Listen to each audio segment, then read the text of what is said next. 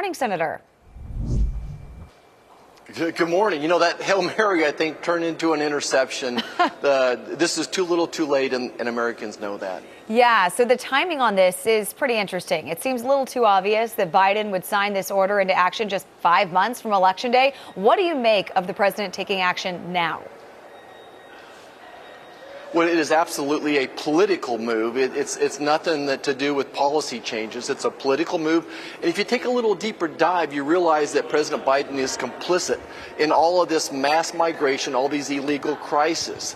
The number of aliens coming across the border, there's more holes in this policy than Swiss cheese. He's working hand in glove with organized crime, showing them how to usher people into this country.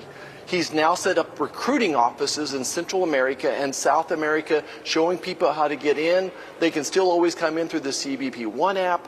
He's brought in over 2 million people via the parole, illegal parole as well. So there's so many loopholes around this. He's empowering the cartel to do even more. So this is not going to result in any more secure border than we had yesterday or the month before. And to no surprise, over the weekend, DHS Secretary Alejandro Mayorkas, of course, defending Biden, waiting 4 months after failed legislation to take control of the border. Take a listen.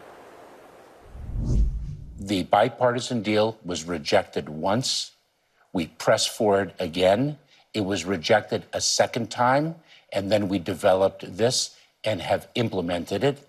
And we are at an early stage. And let's not minimize the significance of this move and the significance of operationalizing it. And it requires the cooperation of other countries, which we have secured. Senator, does this executive order do anything to really help what's going on at the border? Look, in my mind, it made it actually worse. It greased the skids. It basically gave them 2,500 people per day between the ports of entry. So I actually think it made it worse, but we're going to see basically this executive order is a recreation of what was in that law. And what we're going to see is Joe Biden finding ways to skirt around the details of this. It's really ultimately what we need is a strong person in the White House. We need a new sheriff in the White House that wants to secure our borders, that it's a priority to Joe Biden. All these illegal aliens are just future voters for him. Yeah, I think you're exactly right. And according to the Wall Street Journal, Biden is closing a detention center in Dilley, Texas. So it could free up resources. But my issue is, where do these migrants now go? Yeah, so this is part of his catch and release scam that he's got going on. But the bad thing about closing that center, when President Trump gets reelected, he's going to start a mass deportation plan. And that's a perfect place to hold some families in when you're in the process of deporting them. Now, we're going to start, of course, deporting the illegal aliens that are criminals as well, and those with a bad background. But that's really what that's about. I think the Biden administration sees the writing on the wall. Now they're trying to do everything they can to slow down President Trump when he gets reelected.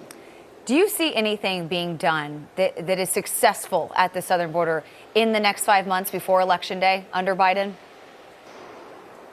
You know, absolutely not. I think that this is all just a smoke and mirrors. And now what's interesting is Biden's getting shot from both sides. His far left of his party are now criticizing him for these policies. Of course, moderates are upset the number of people that are dying every day from fentanyl poisoning, maybe 300 Americans, young adults dying every day from fentanyl poisoning. The human trafficking is on the rise, the drug trafficking, the money laundering is on the rise as well. So I don't think Joe Biden, A, is not capable of getting this border secure, and B, he doesn't want to. And he's got the right person to keep that border open in Secretary Mayorkas, and that's why the House impeached him. All right, Senator Roger Marshall, thank you so much for joining me this morning. Appreciate it.